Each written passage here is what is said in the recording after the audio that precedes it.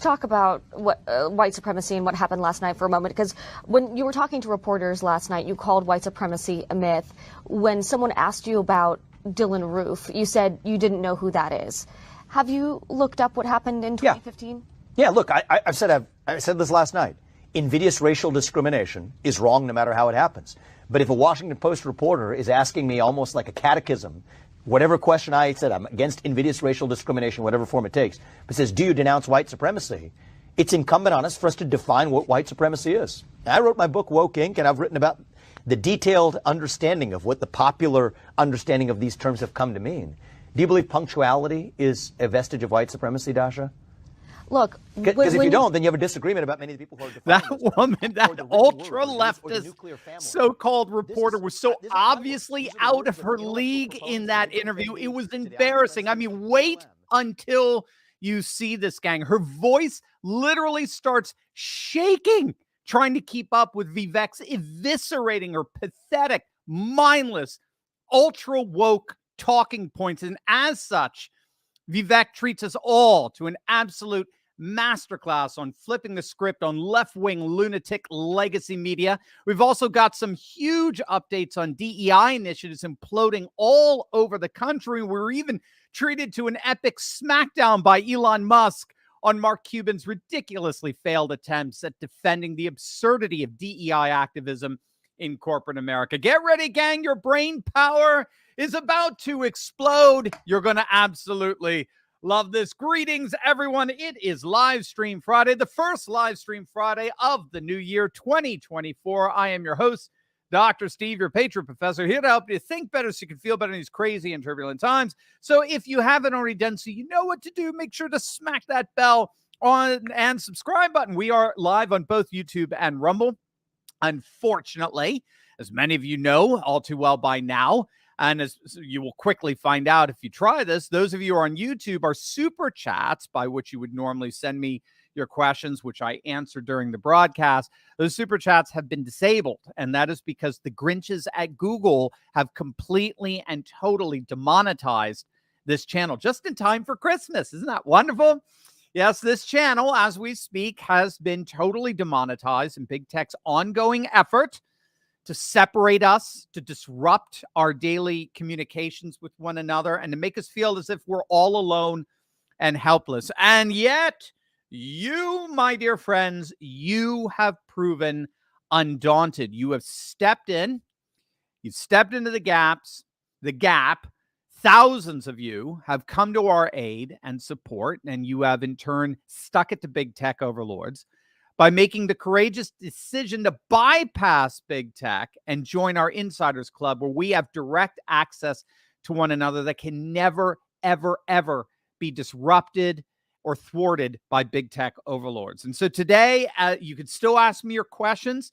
I'll answer each and every single one of them during the broadcast, but instead of super chats, just click on the link below, sign up for our Insiders Club, and you can ask me your questions via the Insiders Club platform, and I'll answer them right here on our live stream. I want to give you all a gift here. Many of you are kind enough to give me $10, $20, $50 in the super chats whenever you ask your question. I can't thank you enough for that generosity.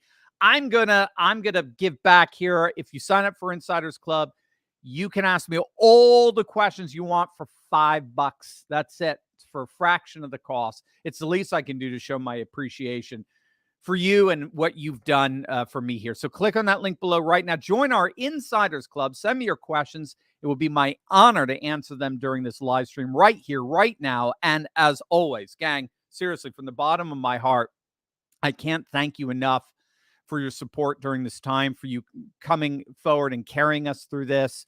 I never tire of saying it. You are my heroes. You are ultimately the reason why I have so much hope for the future, and I can't thank you enough for everything that you've done for me and for this channel. All right, gang, let's dive right in here. So the setup for this train wreck of an interview, a train wreck for NBC, that is, of course, between Vivek Ramaswamy and this ultra-leftist ridiculous excuse for a reporter, Dasha Burns. I mean, God bless her. She did her best.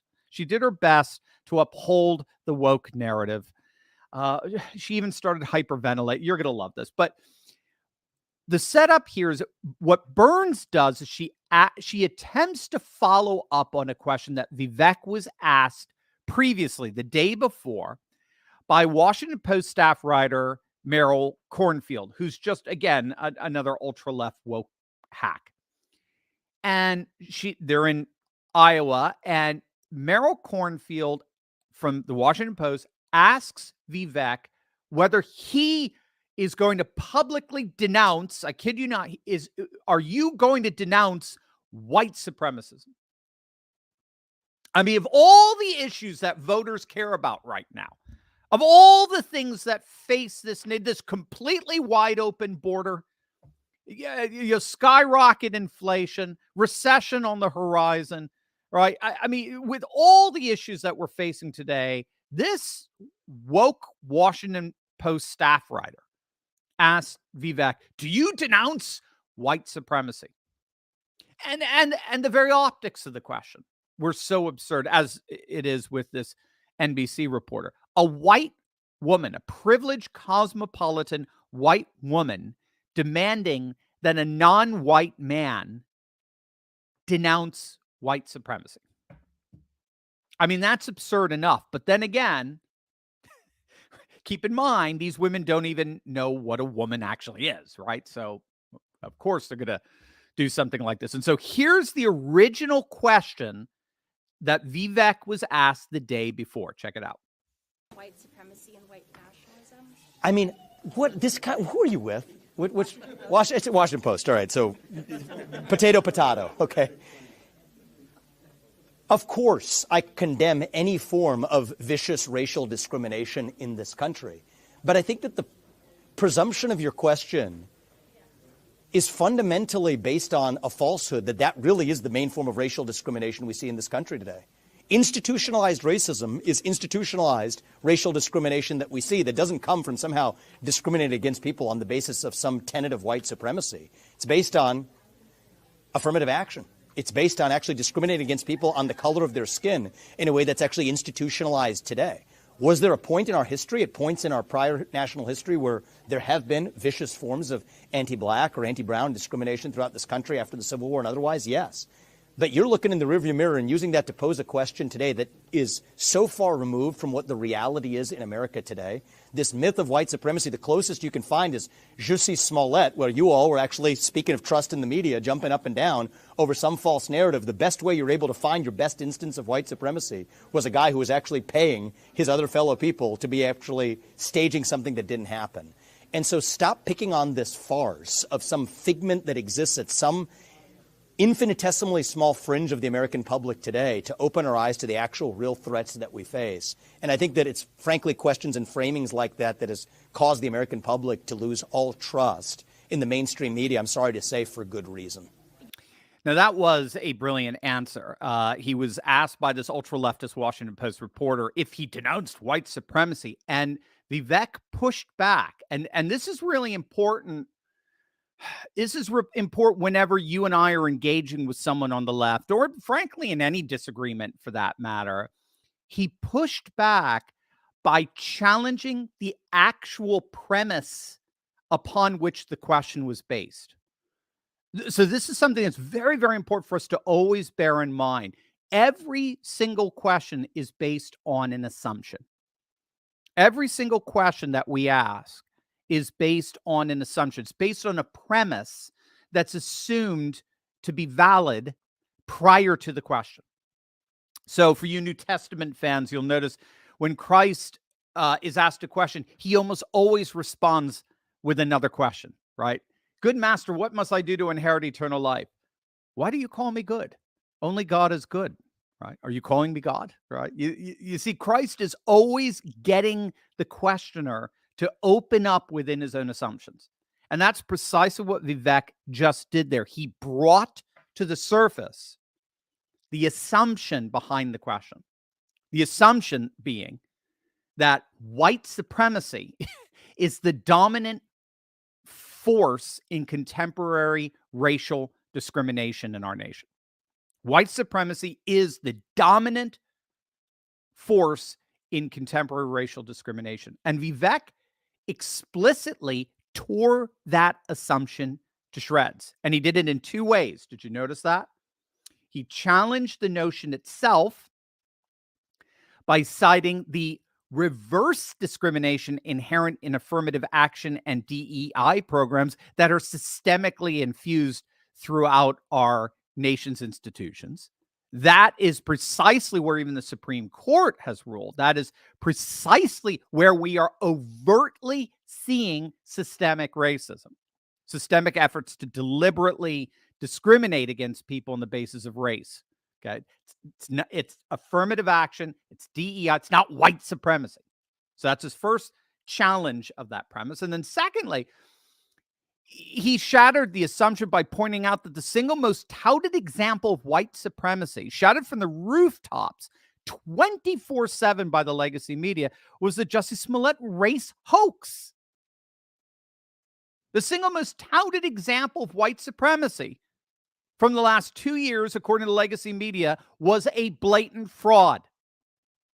He could have added the whole media-induced hoax surrounding the Covenant Catholic school kids as well. So take note exactly what Vivek just did there. Again, we're expanding our brain power here. He brought to the surface the very assumption upon which the question was based. Do you denounce white supremacy? So he brought to the surface the assumption that white supremacy is the single primary driving force in contemporary racism today.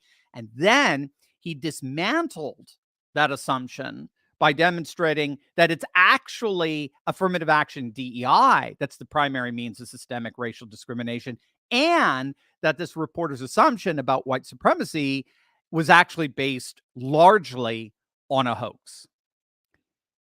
Now, despite that, rather than recognizing that her very premise of her question was just dismantled and destroyed, so what she would need to do in order to recover, in order for the question to not self-destruct, she would need to defend that premise now. She would need to say, oh, no, au contraire.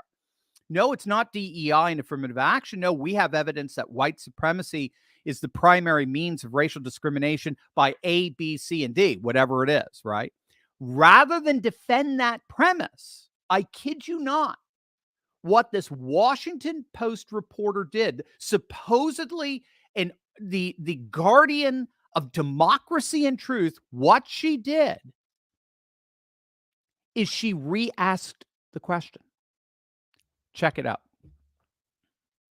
Condemn white supremacy. I'm not going to recite some catechism for you. I'm against vicious racial discrimination in this country. So I'm not pledging allegiance to your new religion of modern wokeism, which actually fits the test. I'm not going to bend the knee to your religion. I'm sorry. I'm not asking you to bend the knee to mine, and I'm not going to bend the knee to yours. But do I condemn vicious racial discrimination? Yes, I do. Am I going to play your silly game of gotcha? No, I'm not. And frankly, this is why people have lost trust. And I know you're going to go print the headline tomorrow. I already know this. We already know how your game works. Vivek Ramaswamy refuses to condemn white supremacy because you asked a stupid question. The reality is, I condemn vicious racial discrimination in this country, but the kind of vicious and systematic racial discrimination we see today is discrimination on the basis of race in a very different direction. You want to know what the best way is to end discrimination on the basis of race? Stop discriminating on the basis of race. Do that, and we're going to move this country forward. And I don't care whether you're black or white or brown or anything in between. That's how we're going to unite this country. You people have been responsible for dividing this country to a breaking point, creating a projection of national division. I meet people from the south side of Chicago to meetings like this one of every shade of melanin, multiple, from man to woman, doesn't make a difference, who are hungry for reviving unity in this country. And you, with your catechism that you try to get to politicians to whatever fake headline you're going to print on the basis of this conversation tomorrow, that's what's dividing this country to a breaking point. Shame on you. Look people in the eye and tell them what you've actually failed to tell them for the last 5 years. Own the accountability for your own failures as the media. That's how we rebuild trust in this country. And until then, I don't have a lot of patience to play the games. What do you expect from Here. Now, you won't believe, well, yes, you will. Yes, you will. You will believe this. That reporter, that silly, pathetic excuse of a member of the press, actually went on and did precisely what Vivek predicted she would do. She literally tweeted out that Vivek Ramaswamy refused to condemn white supremacy. It even got fact check on Twitter. It was so ridiculous. I mean, that's your mainstream legacy media right there in a snapshot. That's what they try to pass off as objective news coverage. The whole premise of the question was objectively blown apart. And yet she continued to double down on a totally refuted premise. Now, she was not alone. Enter NBC. Now, this is NBC's Dasha Burns. I believe it's the following day. She's trying to save face for the propaganda press, for the woke legacy media in light of that obvious train wreck. Check it out. Talk about what white supremacy and what happened last night for a moment, because when you were talking to reporters last night, you called white supremacy a myth. When someone asked you about Dylan Roof, you said you didn't know who that is. Have you looked up what happened in 2015? Yeah, look, I said this last night. Invidious racial discrimination is wrong no matter how it happens. But if a Washington Post reporter is asking me almost like a catechism, whatever question I said, I'm against invidious racial discrimination, whatever form it takes, but says, do you denounce white supremacy? It's incumbent on us for us to define what white supremacy is. I wrote my book, Woke Inc., and I've written about the detailed understanding of what the popular understanding of these terms have come to mean. Do you believe punctuality is a vestige of white supremacy, Dasha? Look, because if you don't, then you have a disagreement about many of the people who are defining those terms, or the written word, or the use, or the nuclear family. These aren't my words. These are the words of intellectual proponents from Ibram Kendi to the Ayanna Presleys to BLM that have said these are vestiges of white supremacy. So Mr. we Ramaswamy, can't have it both ways. What you do, though, we have to have an honest you discussion. Straw man arguments. This Last is not night a straw man. you This is brought not up a straw Jussie man. Smollett. It is not a straw man. Now, this is why this NBC reporter, Dasha Burns, is so obviously out of her league here. This is so ironic. What you just saw there was so ridiculously ironic that only a woke moron can't see what happened there. Note what Vivek said. If you're going to ask me to denounce white supremacy, it is incumbent for you, the questioner, to define your terms. Now, defining terms is argumentation debate 101. Okay, Aristotle's classic logic work begins with the necessity of defining one's terms, and you do that in order to avoid what's called the fallacy of equivocation. Equivocation is when you end up using the same word in different ways. So that's one of the reasons why people end up arguing past each other, because they're actually operating with different definitions of the same word or term. So Vivek demanding definitional specificity and then giving examples of why we need that definitional specificity, right? He asked her, so do you think punctuation is white supremacy? Do you think the nuclear family is white supremacy? Because that's precisely what BLM thinks, right? Is that what you're talking about? You see, his demand for definitional specificity is the very prerequisite for rational debate. How did this reporter, Dasha Burns, how did she respond to that? Think about it. How did she respond to that demand, to that argument for defining our terms? She responded by accusing Vivek of putting forward a straw man argument. Now, if you don't know what a straw man is, it's very simple. A straw man is taking someone's argument and then sort of what do you want to call it? Deliberately misrepresenting it. How's that? Right? A straw man is actually fabricating and misrepresenting an argument in order to tear it down, in order to debunk it. So if I say, I love the color blue, and then someone else says, so you hate the color red then, huh? That's a straw man, right? It's a deliberate misrepresentation of a person's argument in order to bash it. What did Dasha Burns just do there? Vivek puts forward a perfectly legitimate demand for her to define her terms. And what did she recast that argument into? She recast that perfectly legitimate argument as a straw man. Which means what? What did she just engage in? She just engaged in the very definition of a straw man. by recasting Vivek's perfectly legitimate call to define her terms as a straw man argument, she's engaging in the very straw man tactics she's accusing Vivek of. I mean, talk about projection, my gosh. So this is why this NBC hack reporter, this Dasha Burns, this is why she's so obviously out of her league in this interview. She appears completely ignorant of the very basics of logical debate. And guess what? It just goes downhill from there. Check it out.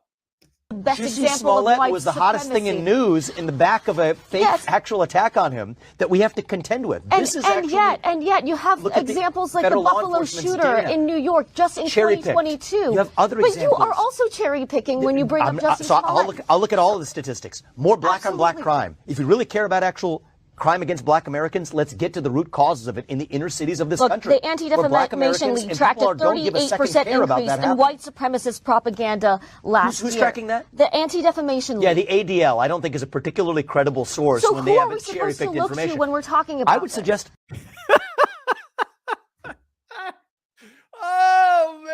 Oh, man. 911. 911. I'd like to report a murder. I mean, this is a slaughter. Did you hear what she just said, what she admitted? She cites the ADL as a race authority. The weaponized ADL. I mean, even the legacy media has called out organizations like the ADL and the SPLC as nothing more than race huckster organizations that weaponize race and racial accusations in order to shake down the accused. Elon Musk is currently suing the ADL, ironically, for defamation. She's citing a notoriously disreputable left-wing organization that routinely weaponizes race for its own financial gain as an authority on racial issues. And Vivek calls her out on it. And then she explicitly admits that without the ADL, without left-wing authorities, she has no case. She has no argument. Who else are we going to look to talk about things like this? Let's go back to the very left-wing organizations that generate this propaganda in the first place. You get rid of them, then who are we going to look to? You see, once again, Vivek just exposed this hack of a reporter for engaging in yet another logical fallacy, which is known as an appeal to authority. Okay, appealing to authority. That assumes an issue is valid because some authority claims it is. I mean, we saw this all throughout the COVID insanity. We trust the experts. We trust the science. No, you're trusting in logical fallacies. Just because a supposed authority or expert says something is true does not make it true. They're not divine. You're going to have to corroborate it. I'm going to call you out. Why is it that they say this is true? Give me the methodology behind that conclusion. So that's what Vivek did. Vivek said, I don't buy those standards of evaluation. I don't, but the ADL isn't authoritative. Why are you throwing that out to me? Oh, why not cite, medical statistics from Philip Morris Marlboro cigarettes? I don't buy it. You're going to have to do better than that.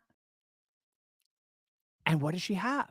The moment he pulls the rug out from under her feet, she's got nothing because she's admitting she's been appealing to authority. But Vivek wasn't done with her. In many ways, he's just getting warmed up. But first, gang, you may have heard about President Trump issuing a dire warning about America and the very thing we depend upon to live, and that's the U.S. dollar. If Trump's warning comes true, this could be, as he said, bigger than losing any war. But if Trump's prediction is right, and he's been right about a lot of things, we lose our status as the world's reserve currency. Imagine how that could impact your retirement savings and your quality of life. So that's why you should take Trump's warning seriously. Click on that link below and go to turleywarning.com right now, because there you'll see what thousands of Americans are doing to help protect their savings before it's too late. Plus, when you click on that link below, you even see how to get up to $10,000 in free silver to protect your savings. But gang, don't wait. We may not have long if Trump's prophecy comes true. So hurry up, click on that link below, or go to turleywarning.com right now. Look at there's a table, 2x2 table, a federal law enforcement data, which you could say what you do. Maybe we shouldn't believe that either. But Okay, look at black the on Asian FBI crime, black on black crimes, crime, the white FBI on hate black crime statistics. That's a law enforcement agency. 59.1% was based on race, ethnicity, and ancestry, saying hate crimes rose 12% between 2020 and 2021. Look at the absolute crimes themselves. What they classify as a hate crime is itself a political judgment. Oh, man, this is so painful to watch. She's literally hyperventilating. Okay. All right. So you've destroyed everything. So what do you say to the? What do you say to these hate crime statistics? Hate crimes. Oh, well, they're by nature partisan categories. They're by their nature political judgments, which you right now are weaponizing for partisan purposes. You see, this is the problem. This is the irony. This is the problem when you don't define your terms. Someone like Vivek is going to make rhetorical mincemeat out of you. As you can see, all Vivek is doing throughout this entire exchange is staying true to his fundamental premise. I stand against all acts of invidious racial discrimination. I'm not going to engage in singling out certain acts in order to weaponize them for partisan purposes. It's known as emancipatory politics, by the way. It's the media is always, the media majors in emancipatory politics, which is a globalist scheme to basically recast all of our culture, custom, and tradition as racist, bigoted, and phobic. All right. But Vivek's like, I'm not going there. I'm not going there. I absolutely oppose any and all invidious racial discriminatory acts, and I refuse to weaponize any one of them in particular for partisan emancipatory purposes. And this reporter is deliberately trying to do just that. But she doesn't have the argumentative skills to do it effectively against Vivek. Again, it continues to just go downhill. When you actually care about protecting life, if you want to say Black Lives Matter, let's look at where Black lives are actually being lost. It's in the cities, at the heart of other Black Americans and criminals and that's that are restrained by the issue that we absence talk of about as well. police. But are we supposed to ignore white supremacist hate crimes? We're not supposed to ignore any kind of crime, Dasha. That's what I say. But what I see is a selective reporting. Take the Nashville Transgender Shooter Manifesto. Every shooter manifesto in a mass shooting has been released within 48 hours, except for that one shooter in Nashville. Now, it ended up being leaked. What do you see?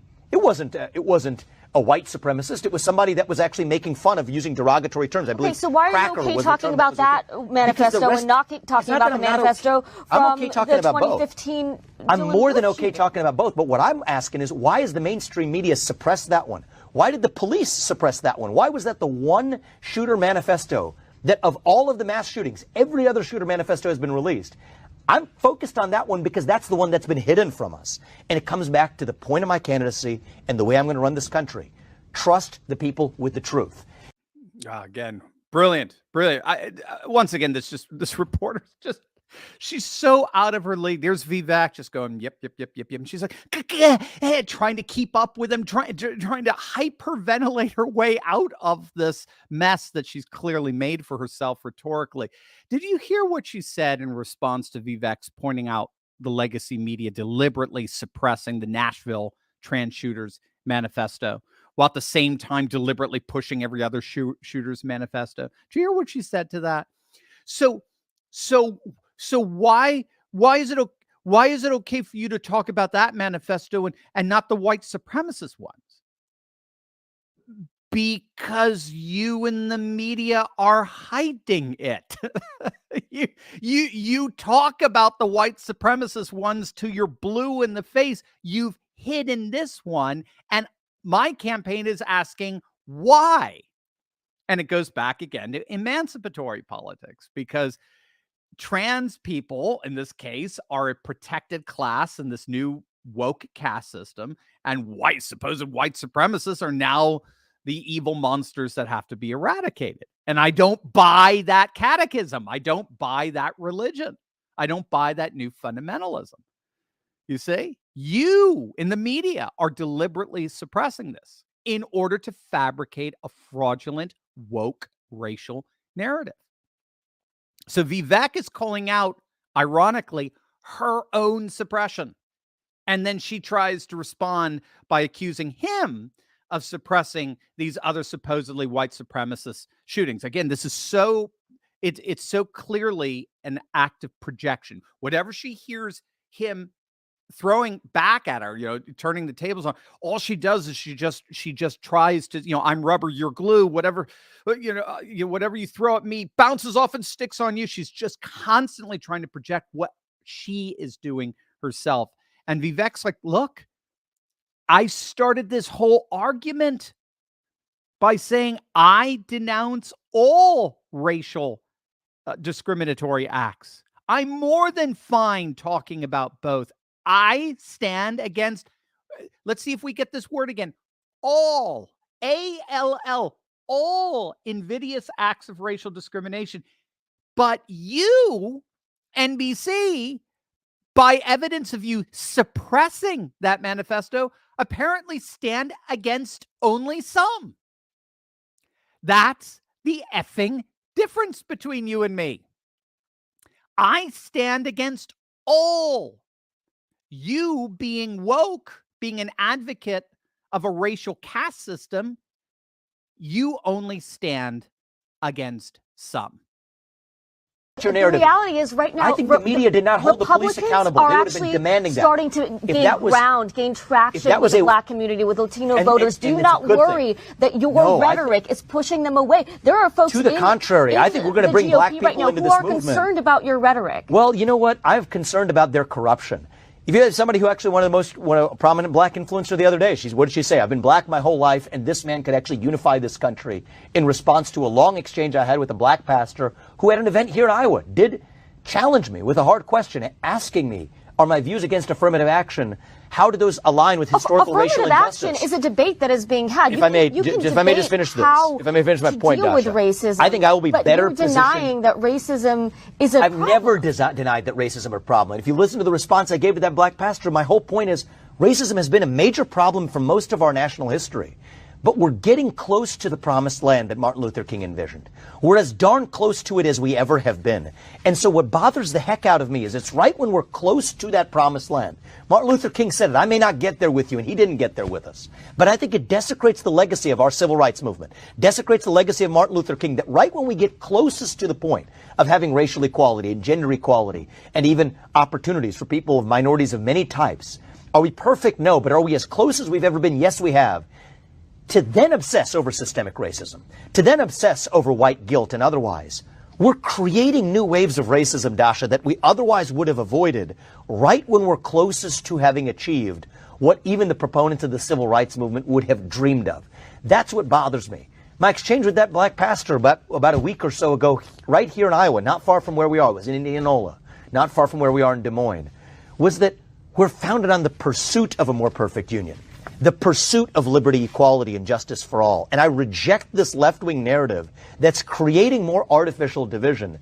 So I believe I will bring more black and Hispanic voters into our movement, not by saying fake poll-tested slogans, but by speaking the hard truth that we've been imperfect in our past, but let us celebrate the progress we've made and reject the media's cherry-picking narratives to actually get to the truth of the matter. And now if we care about black lives, the things we're going to do isn't obsessing about white supremacy. It's actually fixing the problems in our cities, which I will do as our president.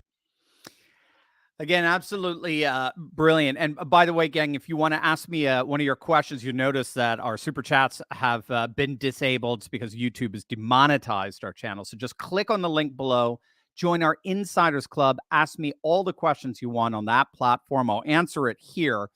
It's just $5 a month, but you can ask me as many questions you like. And that way we will bypass big tech censors and make sure our relationship is never interrupted. Vivek is absolutely right there. We have to remember that we have never been less racist than we are right now. I mean, virtually every single study out there shows that racism has plummeted in our nation. So if you take studies that examine attitudes towards what are called racial indicators, so you get questions like, do you support interracial marriage? Would you feel comfortable working for someone of a different ethnicity? Would you feel comfortable living next to someone of a different ethnicity? Now, if you ask that question in the 1950s, beginning of the 60s, and so forth, do you support interracial marriage? Sorry, 90% of the society said no, I don't. Or only 10% said yeah. Today, it's the opposite. Every poll shows it. Every single poll shows it. Today, it's the opposite. 90% say yeah. No problem. Interracial marriage, big deal. Would you be comfortable working for someone of a different ethnicity? 1950s. I don't think I like that. No, today, 95%. Yeah, no problem. What's the problem? So we have never been so racially united as we are right now. Again, are there problems? Of course. Human beings in a fallen world, human beings never fail to disappoint. But like what Vivek just said there, what he just said there is objectively validated. It's objectively verified, corroborated by every study out there that I know of. And yet, you'll notice via this NBC reporter, our permanent political class has never been more obsessed with accusing us of racism. They've never been more obsessed over systemic racism. And as you could see there, gang, they're losing. As you saw from that interview, they're losing and they know it. They're hyperventilating over it. We're seeing it as well in the latest reports that have been coming out that DEI initiatives, right? Diversity, equity, and inclusion, these DEI initiatives are imploding quite literally everywhere. Not only is there a hiring freeze on DEI officers, there are actually mass firings happening all over the country. It's being widely reported that DEI positions are getting slashed literally everywhere. Of course, we had the amazing decision handed down by the Supreme Court, a 6-3 decisive smackdown, officially ending affirmative action, particularly with regard to college admissions. But the ripple effect is being felt all throughout society, most particularly corporations who ever so coincidentally started firing their DEI officers shortly after the Supreme Court's decision, no doubt concerned about comparable legal action against them in the wake of that decision. But don't tell that to Mark Cuban. No. Don't tell that to Mark Cuban. As far as Mark is concerned, DEI is great. DEI is our strength. That's what he tried to at least argue to Elon Musk. Musk, of course, called DEI blatantly racist and discriminatory.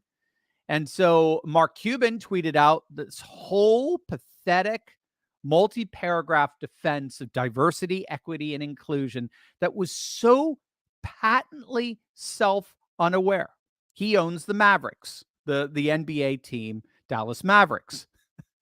So Musk responded to that defense of DEI with one simple and brilliant sentence.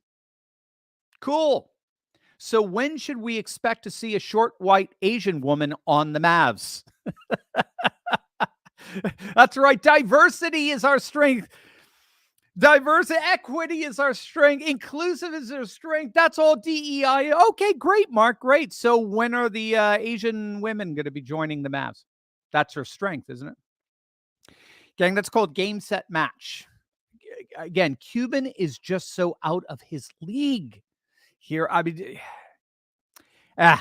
they've lost, gang. They've lost. And with the rhetorical brilliance of the likes of Vivek and others like Elon, we can be assured that this DEI loss is indeed ultimately permanent. Over to you, gang, as Josh, our moderator, puts together your questions. Remember, if you want to ask a question, because YouTube has demonetized our channel, you just click on the link below, join our Insiders Club, ask me your questions through that platform. It's just $5 a month. You can ask me as many questions as you like. I'll be happy to answer them right here on this platform. Also, gang, I don't know if you've seen the latest on politicians trading in 2023. There's been a lot of articles on it. They beat the market every single year. Some politicians have hit over 200% in investment returns. I wonder how they do that. Well, guess what? That's exactly what you're going to find out. Click on that link below and let Ross Givens, my good friend, show you how you can stick it to the establishment by using their own corruption against them. Thanks to a little-known SEC database, we can have access to the very same trading secrets that these politicians are privy to. We get to see what stocks corporate CEOs are buying up in real time, and then we get to piggyback on their trades to gain the same advantage for ourselves that Pelosi and the crooks in D.C. have. My friend Ross, he's been tracking insider trading for years now, and his recommendations have led to investment returns of over 200%. Some have hit as high as nearly 1,500%, and now it's your turn. Click on that link below right now and learn how you too can learn to trade like Pelosi. Click on that link below and learn how to gain an insider advantage for yourself today. All right, Josh, what do we got? What kind of questions do we got here? From Jim. Thank you, Jim. Do you believe it's possible to have a free and fair 2024 election? Is enough being done to eliminate the widespread use of the highly vulnerable electronic voting machines and mass paper ballot fraud? No question, this is a huge concern. And we're going into 2024 recognizing that they may cheat in ways that have thus far been unimaginable. I mean, they're already doing it now by going full banana republic, trying to keep Trump off the ballot. I have to be honest, Jim, so I'll answer your question in two ways. One, things are being done to push back against the corruption. All right. So you do have some pretty good electoral integrity bills passed into law in Georgia. We'll see. They're trying to undo them, but in Wisconsin, you had the Supreme Court there declare all their ballot harvesting to be unconstitutional, given their state constitution. They have very, very strict mail-in ballot laws.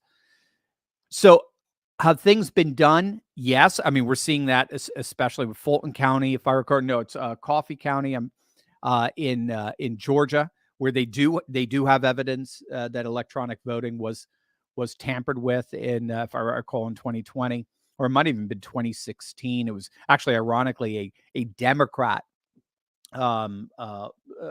briefing, a Democrat case that was brought up. They're back from, if I recall, the 2016 election, and it's kind of backfiring now in terms of getting the courts to say, yeah, maybe there is something there in terms of electronic voting and its possible vulnerabilities to manipulation. So things are being done. Is it enough? We'll see. I don't know. We'll see. So that's my first part of the question. The second answer is the very fact that they're trying to get rid of Trump through weaponized lawfare signals to me they don't trust that they're going to be able to steal it in the same way they did in 2020. They don't think 2020 is going to be able to happen again. So you're going to have to balance that out. Yes, things are being done. And I guess as far as the left is concerned, enough is being done so as to concern them so much with regard to their ability to engage in shenanigans. They're trying to take Trump out a different way, Colorado Supreme Court, all that good stuff. So there you go. That's how I'm balancing it out. Thank you, Jim. Mickey, question, Dr. Steve. Been hearing a lot about the left starting a campaign of false information about Trump now and a ramp up slot about before the election.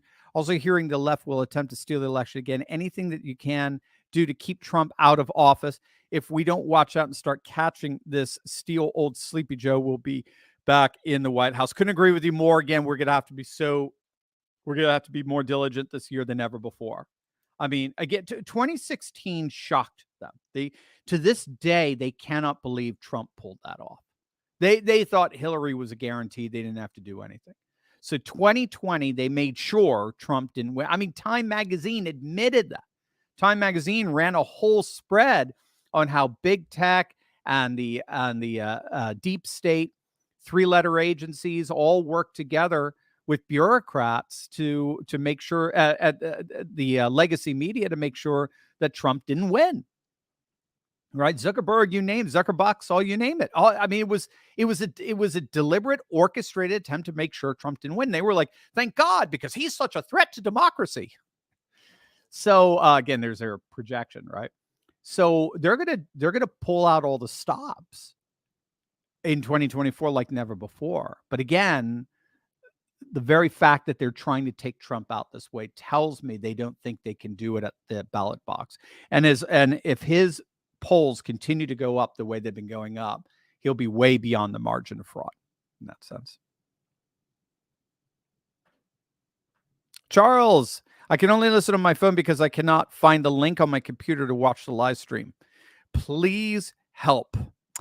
Charles, if I were competent technologically, I could help you, but I don't know how. I can only listen on my phone because I cannot find the link on my computer. Watch the live stream. Good question. I just don't know, Charles.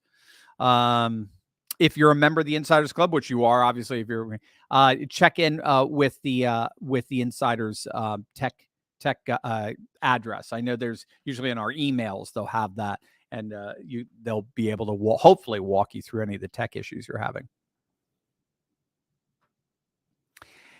Joan, just curious, what race is that Washington Post reporter? She is as white gets, as I understand it. That's the Washington Post. Yes, I believe she's white. That's you could go to her Twitter feed to find a picture of her, if I recall. So yes, once again, this is the absurdity of emancipatory politics. Emancipatory politics is a modernist, liberal redefinition of politics that sees the moral imperative of politics to, quote, emancipate or liberate populations from a culture's customs and traditions. So anything and everything that belongs to the conservative sensibility, a love of faith, family, freedom, patriotism, all this sort of stuff, it's all recast as racist, bigoted, sexist, all kinds of phobic and the like. And then you get into these bizarre outworkings of that, where once you become an activist journalist on behalf of emancipatory politics, you can find yourself, being a white woman confronting Larry Elder, who's black, accusing him of being a proponent of white supremacism. I mean, that's because, again, race now is being and dominant ethnicity and culture is being weaponized on behalf of a liberationist ideology. It's incredibly bizarre stuff, no question. Thanks, Joan. Missy, I'm hearing so much fear out there about what's to come in 2024, especially economically. I know our insurance, mortgage, and groceries are going up at a fast speed. Any words on how to keep calm on a fixed budget? Yeah, well, yeah, being a prof for 20 years, that's living off of my income from the academy. Well, yeah, so you stay on a fixed budget, no question. Do your best to stack up on staples. So I'm a big advocate of prepping and getting canned goods, buy in bulk and store the goods away. Lots of water, things like that. Just be prepped, just in case something falls apart. You could get literal prep food if you want. That stores for 20 years or so, but that could also bust the budget a little bit. So you have to see if one has a little bit of a payment plan and the like. Read up on things like homesteading. It's not that you have to live on a farm or anything like that, but homesteaders are just brilliant in terms of self-reliance and generally self-reliance on a fixed budget. So there's a lot of really awesome websites that give you great advice on how to flourish within a fixed budget by tapping into more of a home economics approach to things or disposition. I would do a lot. For me, I would do a lot of reading. I mean, I did this back in the day because, when I first got in the academy, I mean, gosh, I'd be embarrassed to even talk about what was supposedly a paycheck back in those days. It was pretty horrific. But we did it. I mean, and with 4 kids, and I loved reading prepper websites because they are so brilliant in being able to not only stretch a buck, but stretch a buck, longitudinally. I mean, into the future, so that you are secure. You have particularly food security for months upon months ahead of time. And that does give you a tremendous sense of relief and satisfaction. So those would be some advice on how to do that. But don't wait for politics I love what you're implying you're not. Don't wait for politics to fix itself before you take action and fix the problem. So go to prepper websites, go to homesteading websites, get on Facebook's networking. We'll have people on the Turley Talks networking site, the Insiders platform, that are totally would be amazing resources for you. Just throw it out there on one of our social media platforms, and that will help you. And that we should do a little bit more of that as well in terms of our Monday Night Live focus when we do boycotts and boycotts. Talk a little bit about living on a fixed budget. So God bless you, Missy. Awesome. Keep me posted. Le Daniels, I have lived in many countries over my life. People are saddened by how Americans are being pulled apart by issues that do not exist comparatively in their own country. If U.S. is so bad, why do so many risk their lives to come here? Well, it's, Le Daniels, that's a brilliant point. And I mean, you're pressing on the soft spot of the fact that the United States may in fact actually be scholars have talked about this. We may be the most divided country on the planet right now. And the division is not between the people. This is what I thought makes Vivek and particularly Donald Trump so awesome, is they recognize that. They recognize that the people are more united than we've ever been before. It's the permanent political class that's doing everything it can to sow resentment, the politics of resentment in the midst of our population, so as to pit us against each other. So a very real, seething resentment is being projected onto the permanent political class. So I think you're seeing the people versus our ruling elite, and the gap, the division opening up between the two is to such an extent that we may indeed be the most divided country on the planet. So we're divided vertically between the people and the permanent political class, but the permanent political class try to exploit racial sensitivities, gender sensitivities, sexual sensitivities, whatever, so as to create horizontal division between the people. And they do that, of course, to divide and conquer. They do that so as to make sure that resentment politics is never projected onto them. So they want to deflect that resentment, and they want you deliberately to be resentful of your neighbor. And it's just absolutely disgusting. This is what makes MAGA so awesome. MAGA is all about uniting Americans as Americans. So if you're here, and you're here legally.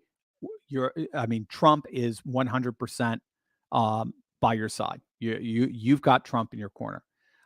If you're here illegally, it's time for you to go. And if you want to get in here illegally, sorry, no way. That's why we have walls, borders, and the like. So the MAGA movement, but it goes on to make Hungary great again, make El Salvador great again with Nayib Bukele, now with Argentina, with Javier Milei, with Putin's Russia.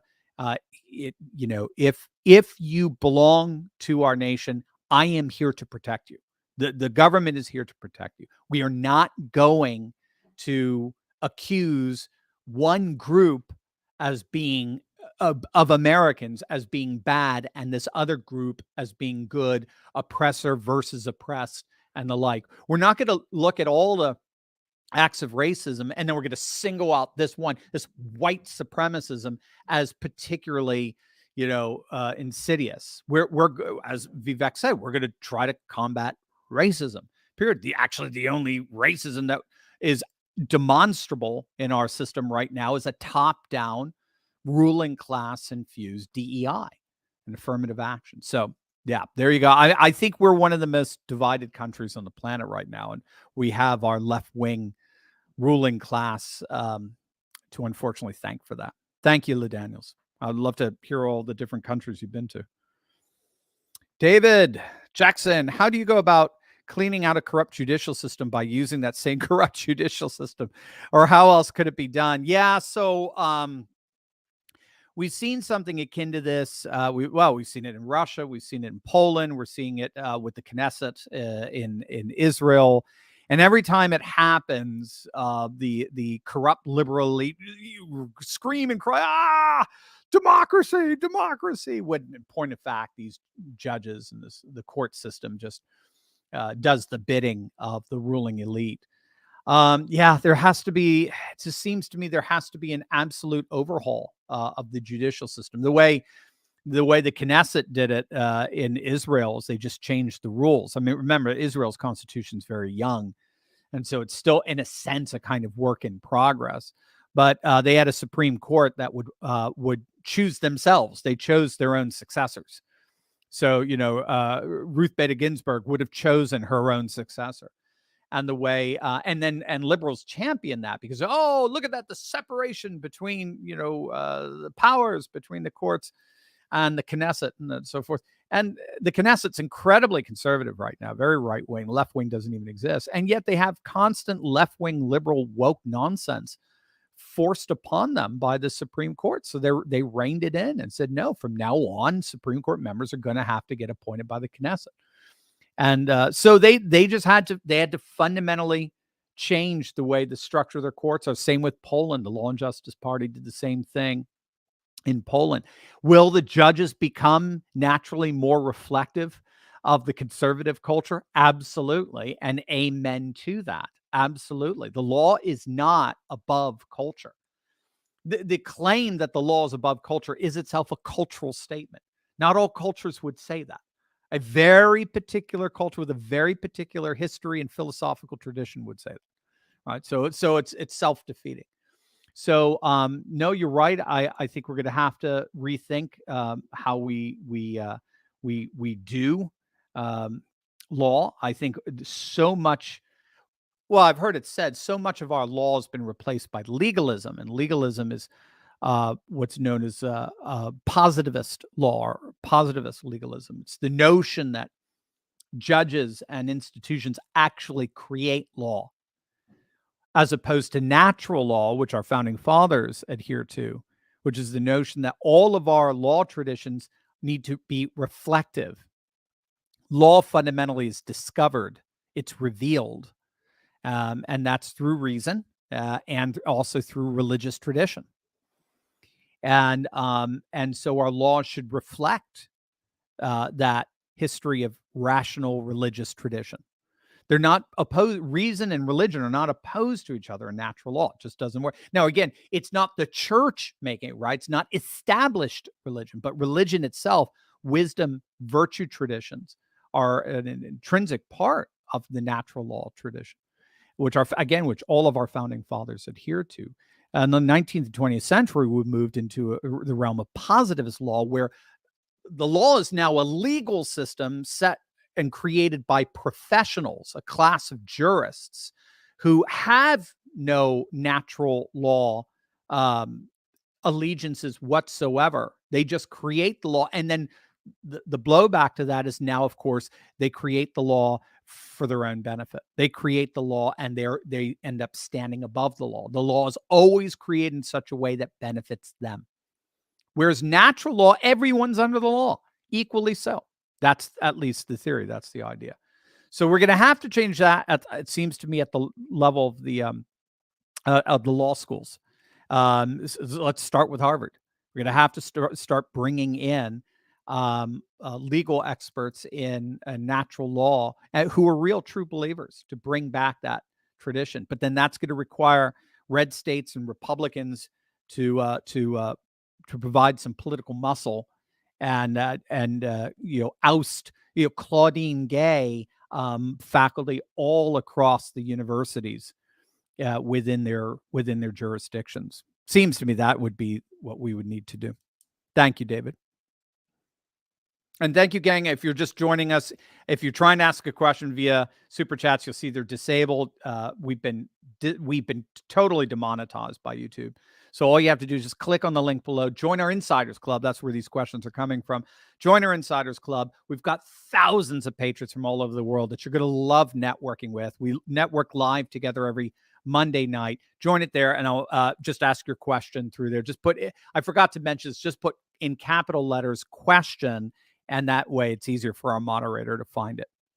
LaDaniels, is there nothing that the federal government can do to stop the ignorant indictments of Trump? Well, you would think they would. Yeah, I'm with you. I think if every Republican stood up against this, pushed back in such a way, then together with the Republican attorney generals indicting Nancy Pelosi and other Democrats, this would end tomorrow. The only reason why this is happening is because Republicans are allowing it. And it's because establishment Republicans, bankrolled by globalist donors, don't want Trump. It's that simple. They don't want him. The people want him. The establishment doesn't. And unfortunately for the establishment, they're about to get it handed to them. Vaughn Cassidy, Dr. Turley, what position would you offer Vivek if you were a victorious Trump in 2025? I'm still prone to RNC. I think he would be a brilliant RNC chairman. I do. I think Ronna McDaniel is an absolute disaster, objectively so. I think Vivek would be astonishing. I think he would be wonderful. He'd be fully MAGA. He'd be incredibly uniting in many respects because, again, he has a lot of people really just respect his intellectual acumen. So I would do that. I would put him there. Maybe, or either that or as press secretary. That'd be cool. See him taking all the press every day. That would be hilarious. Just dismantling them. Jules, I don't want to say what I do. Then. Don't know what LITHE then. I'm sorry, Jules. I don't know. LaDaniels, is there anything that the federal government? Sorry, we've done that. Dr. Steve, and again, do we have any recourse if we get to a point where we truly feel our government is so corrupt we cannot support them? Is it ever legal to withhold taxes? I don't know the answer to that, LaDaniels. I really don't. I mean, this is what's animating Texas independence, the Texas independence movement of Daniel Miller, who's the head of the Texas nationalist movement. That's what's animating them. If they feel the whole point is, the whole premise of Texas is that our federal government is beyond repair. It's beyond reform. And so the only solution is an independence movement. That's exactly what Britain did with the EU. It's beyond reform. We can't get along with them. Let's get out. So, I think that's what you're going to start to see. Is I think you're going to start to see a massive explosion in Texas support, and then once Texas secedes, all bets are off. I think you'd see a Flexit, see a mass support movement for Florida to secede. I think Oklahoma might join them. We could, who knows what happens next. Now, again, that obviously has to be fleshed out. But given independence movements, the flourishing of independence movements over the last 30 years since the fall of the Soviet Union, there have been nearly 40 countries added to the world map since the fall of the Soviet Union. So independence movements are actually, ironically, a bit of the norm. There's at least one or two every single year that's successful via referendum, whatever it is, that's successful. Even the whole Ukraine crisis that's happening right now is in effect centered on two breakaway republics in the Donbass, Donetsk and Lugansk. So David, any thoughts on comparing the 2024 election to the 1860 election and the ensuing Civil War? I mean, a lot of people are talking about that. Given how Lincoln's name was left off the ballot, if I recall, in I forget how many states, 13 states, I can't quite remember, in the South. So, we're in a powder keg right now. I mean, in many ways, the world is going through a civil war. We talk about this a lot. The whole world order. You had, after the fall of the Soviet Union, you had the advent of what's called the unipolar world. That's the liberal international order, with the United States being the big G's. The United States was the head of the entire world order, and we defined all the rules. That's why we call it a rules-based order. And those rules are enforced through institutions, right? The IMF, the World Bank, the WTO, and then you have these goofy break-off WEF organizations that try to tap into that power for their own gain, bringing billionaire and bureaucrat together on that in a Davos forum and so on. What scholars have noticed is over the last 10 years, that world has been breaking up. It's been falling apart. And we're moving now from a unipolar world into a multipolar world. And the multipolar world is being animated primarily through the rise of what are called civilization states. These massive, not so much even states, but more worlds within the world that are going back to their ancient cultures, customs, and traditions, most particularly their religious traditions. So neo-Orthodox Russia, neo-Confucian China. To this day, President Xi would say China is more Confucian than it is communist. They see communism as a modern manifestation today of Confucian ideals. That's a real break from Mao. Mao wanted to get rid of the Confucian and Taoist and Buddhist influence in China. Now those influences, those religious influences, are being embraced like never before, largely also to try to revitalize the family after years of that failed one-child policy.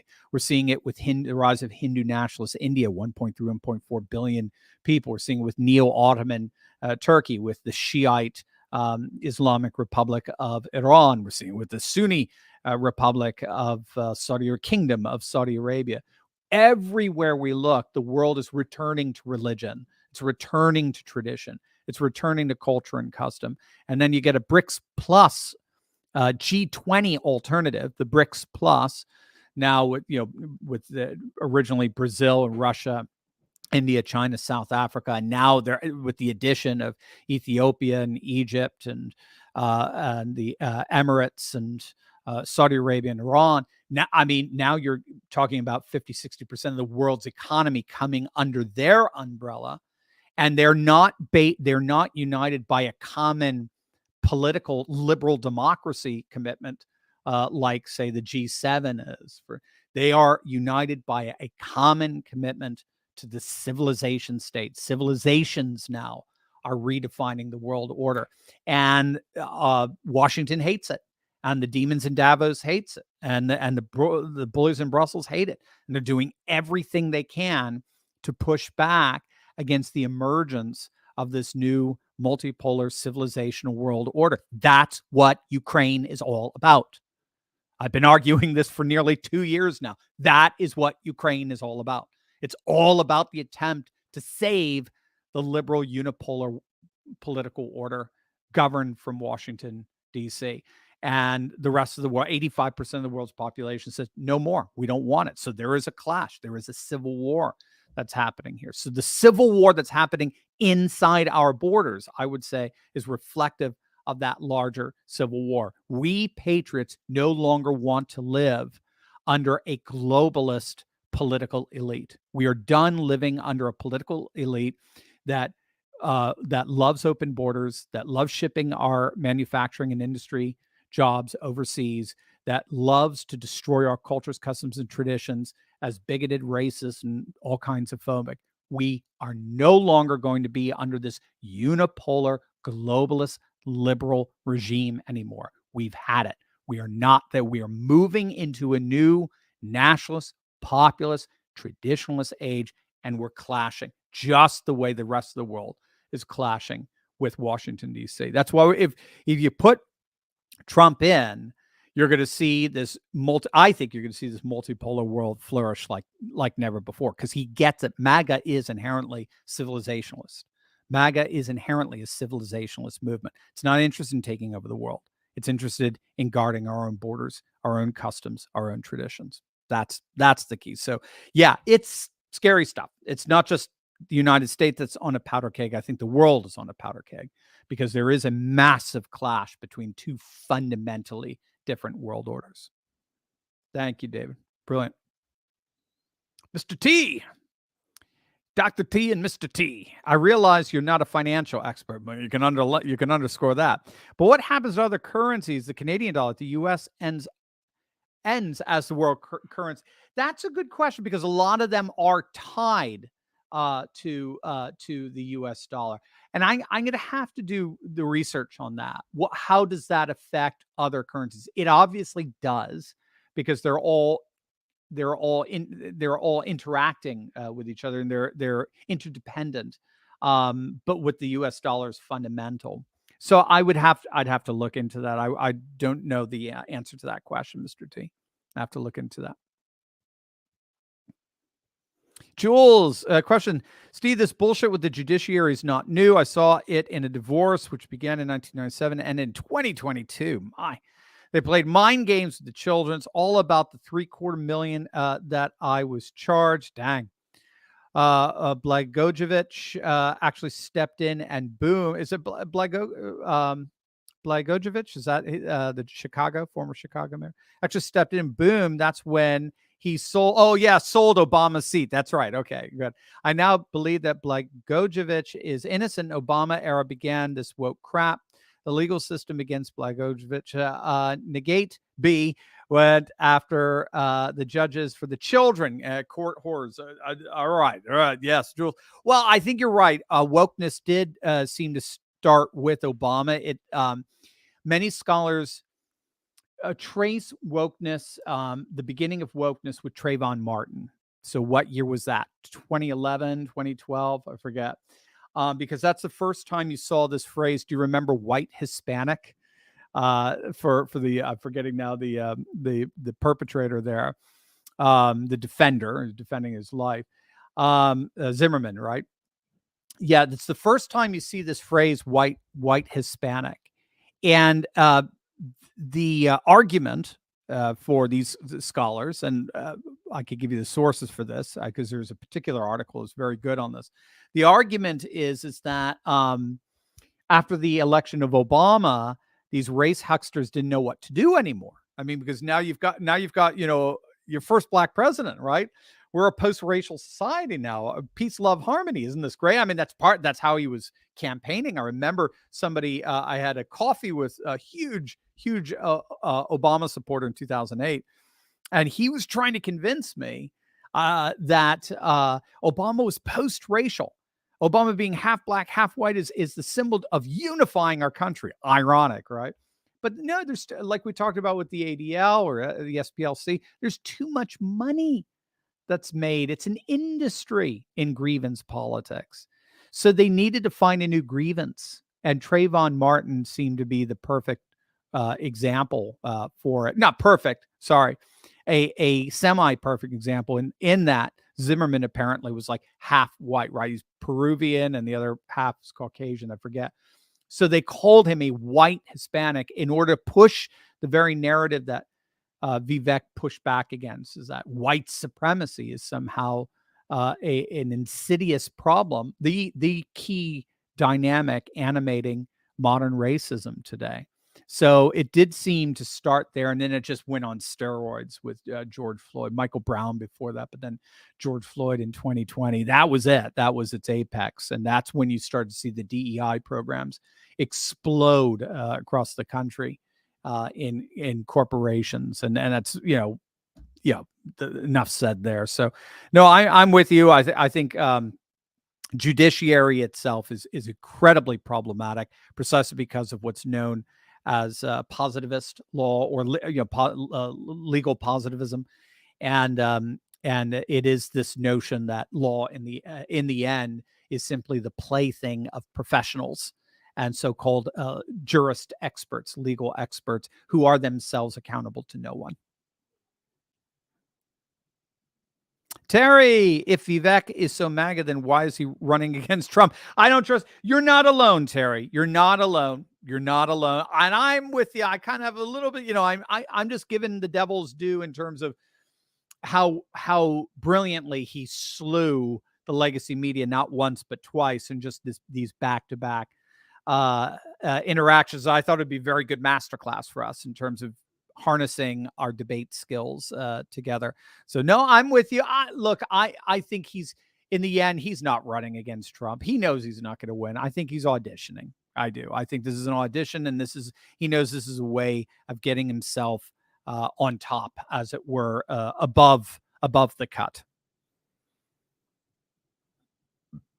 Scott, Dr. C, what are your thoughts on the election, your timing, the upcoming movie, Civil War? No, I do. I think it's projection. I think it is a way of framing for left wing, because only left wingers are going to watch it when all's said and done. I think isn't it Netflix, if I recall? Very irresponsible for Obama to be behind that. And we're in a powder keg, and it's just further striking matches around a powder keg, around a gasoline pump. And it's just, it's ridiculous. I was with somebody over the weekend or the Christmas break. We're talking, somebody who does not support Trump. And we were just talking about the weaponized legalism and how it was backfiring, and how Trump's polls were going up. And she said, well, if he wins, that's the end of our democracy. I mean, it was just pure, CNN, MSNBC talking points. And I'm like, but what do you call this banana republic weaponized legalism? Oh, well, he needs to be held accountable. Held accountable to what? He hasn't been found guilty of anything. Held accountable for what? Oh, yeah. So and then you look at the cases against him. And every legal jurist worth their salt who's not on CNN or MSNBC sees every one of these 4 cases as utterly ridiculous. Freaking tearing charges in Fulton County, racketeering charges, for God's sake. So they're projecting, they're causing a civil war, while at the same time worried that MAGA forces are insurrectionists. It's just insane. Thanks, Scott. LaDaniels, any opinion on the group Convention of States? I've just recently heard about them. Is their premise real? Yeah, no, as I understand it, it is, but I don't know. It just doesn't seem, and this may be purely oversight on my part, it doesn't seem to be as big of a movement as some would say. So I don't see it as having any legs yet, but it may. David Jackson, do you know of anyone who has published names of the top 100 billionaires who comprise the donor class? Interesting. That's the Forbes 400, I think, but does anyone know their political activity? Great question. Yes, I'm sure there's reports out there specifically of it. So what David's talking about is in refeudalization, this process known as refeudalization, tremendous amount of power and wealth is in the hands of very, very few. So just 5 years ago, 400 billionaires owned 50% of the world's world's resources. Today, it's just 100. It's literally shrinking to. I mean, even Joe Rogan was talking about there's some Middle Eastern sheiks, that technically might, in terms of net worth, are trillionaires. I mean, it's just the amount of money they have is astonishing. So yeah, I would take it. There's the Forbes 400. But that would, I think, just doing a little Google research on that would be awesome. And then let us know your findings. Do it on a Monday Night Live. That'd be awesome to share with our group. Susan Bond, will you have a transcript on the amazing dissertation you just gave on the civilization change away from globalism? You're the best. Thanks, Susan. Oh, what would be a good one for it? Well, I do. We were talking about, we had a meeting yesterday, and I do have to, I haven't done a book in a couple of years, so I'm going to have to do a book on the civilization state. There are 2 books you'll probably enjoy. You can just get them on Amazon, or just remind me on Monday evening lives for our Insiders Club members, and I'll be happy to get you a PDF for it. But there's one called The Triumph of Tradition. So that really details out. It's a quick read. You can read it probably in about 2 hours, 2.5 hours. But it traces out all of the big dynamics that are separating this new post-secular, post-modern, civilizationalist world away from the secular, globalist, liberal world. So The Triumph of Tradition, that's a good one. And another one would be, well, there's 3. I'll give you Triumph of Tradition, The Return of Christendom. That's another one that's very good, that traces out these dynamics, but more from the renewing of Christian civilization in the West. And The New Nationalism. That's another good one for you as well, talking primarily about the new kinds of nationalism that we're seeing pervade Europe.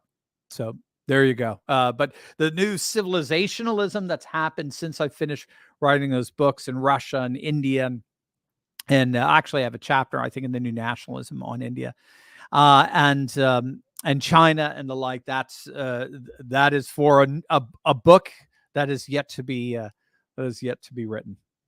Thanks, Susan. Jules, question: my friend Jacques is suing Fanny in one-on-one count and still going. She's hiding evidence about a murder. Someone, all the information is Al Sharpton that she holds allegiance to. Yeah, I don't know, Jules. I don't know any. I'm assuming it's Fannie Mae, or Fannie Willis rather, of Fulton County fame. But I don't have info on that. And that is it. All right, gang. Great live stream Friday. Have a wonderful, wonderful weekend. I love each and every one of you. God bless you, and I will see you on Monday. Take care.